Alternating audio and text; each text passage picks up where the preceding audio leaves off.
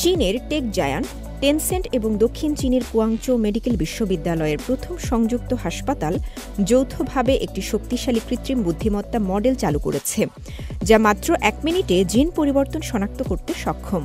এই উদ্ভাবন ফুসফুসের ক্যান্সারের প্রাথমিক নির্ণয় ও কার্যকর চিকিৎসার সম্ভাবনা উল্লেখযোগ্যভাবে বাড়িয়ে তুলবে। মডেলটির নাম ডিপজেম, যা বিশ্বের অন্যতম বৃহৎ ডেটাসেটে প্রশিক্ষিত, যেখানে প্রায় 9,000 নমুনা অন্তর্ভুক্ত ছিল। ফুসফুসের ক্যান্সারের জিন পরিবর্তন শনাক্তে এই মডেলটি 80 থেকে 90% পর্যন্ত সঠিকতার হার অর্জন করেছে, যা চিকিৎসা নির্ণয়ের ক্ষেত্রে এক গুরুত্বপূর্ণ অগ্রগতি হিসেবে বিবেচিত হচ্ছে।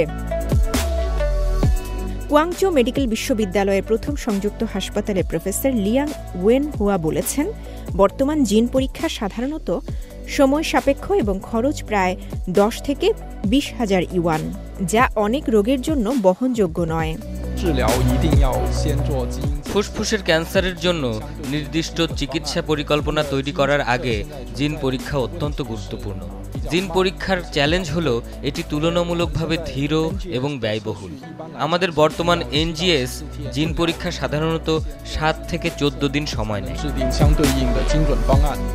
ডিপজেম পরীক্ষার সময় ও খরচ উভয়ই কমিয়ে দেয়, যা বিশেষ করে গ্রামীণ অঞ্চলের রোগীদের জন্য নতুন আশা যোগায়। সম্প্রতি গবেষকরা মডেলের জিন পরিবর্তন শনাক্তকরণের সঠিকতা আরও যাচাই এবং উন্নত করার দিকে মনোযোগ দিচ্ছেন। চীনের 15তম 5 বছরের পরিকল্পনা অনুযায়ী দেশটি প্রযুক্তিগত স্বনির্ভরতা অর্জনের উপর বিশেষ গুরুত্ব দিচ্ছে।